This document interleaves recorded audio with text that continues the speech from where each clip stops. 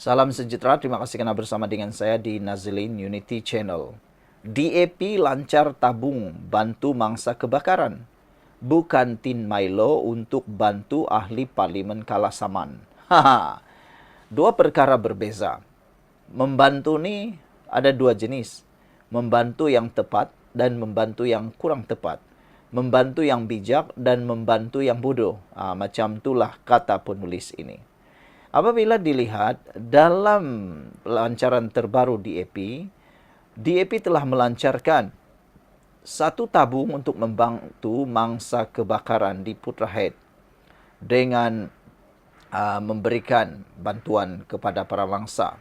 Walaupun tindakan DAP itu mendapat kecaman, dikecam oleh walaun yang membuatkan Antonio kata, inilah perbuatan yang paling tidak berakal. Apabila orang cuba membantu pun cuba dikecam. Kata Antonio, perbuatan mengecam membantu orang mangsa adalah perbuatan yang tidak berakal. Tapi yang menariknya, tajuk ini, DAP lancar tabung bantu mangsa kebakaran. Tapi bukan Tin Milo untuk membantu ahli parlimen kalah saman. Kita tahu baru-baru ini PAS, ahli parlimen PAS kalah di dalam saman yang melibatkan hampir lebih 800,000 bayaran tersebut. Dan apa yang dibuat?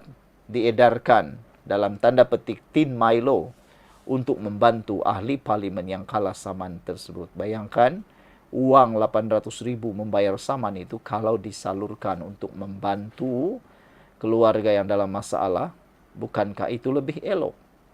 Ditulis oleh E. Zahid. Kejadian kebakaran pipe gas Putrajaya telah memberi ujian yang berat buat mangsa-mangsa yang terlibat, sama ada secara harta benda maupun mental. Pelbagai pihak telah menghulurkan tangan memberi bantuan yang sebaiknya kepada mangsa. Pihak DAP juga telah memainkan peranan untuk membantu. Atas permintaan beberapa individu dan penyokong yang mahu menyumbang seikhlas hati di atas kepercayaan kepada parti tersebut, maka sebuah tabung dana bantuan untuk mangsa kebakaran Putrajaya telah dilancarkan secara atas talian bermula 2 April hingga 9 April 2025. Setakat jam 4 petang 6 April 2025, sejumlah RM528,299 telah berjaya dikutip dari individu-individu yang bersolidariti dengan para mangsa. Bayangkan saudara, baru 4 hari dilancarkan, tabung ini sudah berjaya mengutip 528,299. Ini menunjukkan bahawa sebenarnya rakyat Malaysia adalah rakyat yang sangat suportif, sangat membantu dan saling menyokong. Hanya kerana sentimen-sentimen ahli politik, kelihatanlah seakan-akan Malaysia ini tidak bersatu. Tapi sebenarnya Malaysia ini adalah negara yang bersatu walau dalam apa keadaan sekalipun. Namun begitu, ada pihak yang sentiasa menjadi mata lalat yang mahu mencari sesuatu yang busuk dan kotor. Dikala ramai pihak menghulur bantuan, mereka mengecam dan membuat fitnah mengenai tabung bantuan ini. Setiausaha Agung DAP, Anthony Lok, telah memberi jawapan balas terhadap kecaman ini. Kita membantu sebab pelbagai pihak seperti yang saya katakan, kerajaan ada tanggungjawab. Kerajaan untuk bantu. Syarikat swasta ada syarikat swasta nak bantu. Kita juga ada ramai penyokong minta. Tanya macam mana dia nak bantu. Bukan setiap orang ada keupayaan macam berjaya syarikat. Dia boleh bagi kepada semua.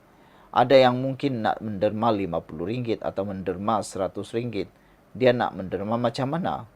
Jadi jelas di sini pembukaan tabung bantuan ini adalah atas permintaan ramai dan pihak DAP memudahkan cara untuk mereka menyalurkan bantuan. Jadi, kalau syarikat-syarikat besar yang mampu, mereka terus bagi kepada mangsa. Tetapi ada orang perseorangan yang mungkin mereka nak berbuat sesuatu, tapi mereka nak derma dalam jumlah yang lebih kecil. Jadi takkanlah dia datang nak bagi RM5 atau RM10 seorang. Dia nak kumpulkan dengan kita, itu sebabnya mereka minta kita buka tabung dan kita memudahkan orang ramai. Bagi orang yang kecam itu, saya dah beritahu mereka ini dosa besar. Kalau nak kecam orang nak bantu mangsa bencana ni, itu satu dosa yang besar. Untuk rekod, pihak DBKL telah membuat dan mengambil langkah proaktif membuka tabung bantuan untuk disalurkan kepada para mangsa kebakaran di Putrajaya. Manakala kalau dikenang semula, ada sebuah parti pernah buka tabung atas nama Derma Jihad untuk bantu ahli parlimen Kepala Batas Dr. Siti Mastura yang kalah saman fitnah terhadap 3 pemimpin DAP. Bukan sedikit tetapi lebih RM800,000 dikutip untuk seorang individu sahaja. Sekian untuk kali ini. Jangan lupa tinggalkan komen anda, tekan butang subscribe. Bye-bye. Salam sejahtera, terima kasih karena bersama dengan saya di Nazilin Unity Channel. Kali ini habislah Papagomo, kata netizen. Kes hasutan Papagomo diteruskan. Bicara pada 23 April. Wah, rupa-rupanya kes Papagomo diteruskan.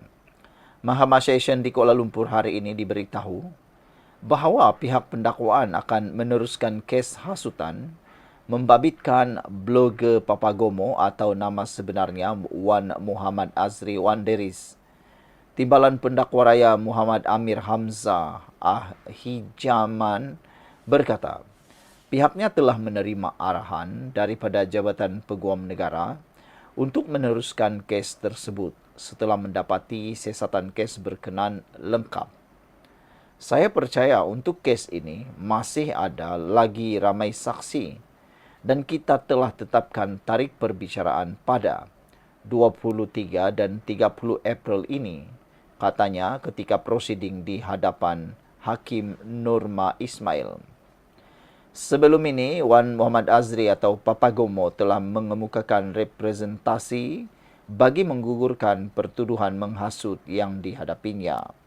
Pada 2 Mei 2024, Wan Muhammad Azri atau Papagomo 42 tahun mengaku tidak bersalah atas pertuduhan menerbitkan penerbitan menghasut berkaitan isu pemilik KK Supermart, Superstore dan Sdn Berhad menghadap yang di Pertuan Agong Sultan Ibrahim di laman X miliknya. Dia didakwa melakukan perbuatan itu di sebuah kondominium di Bukit Bintang di Kuala Lumpur pada 12 tengah hari 29 April tahun lepas.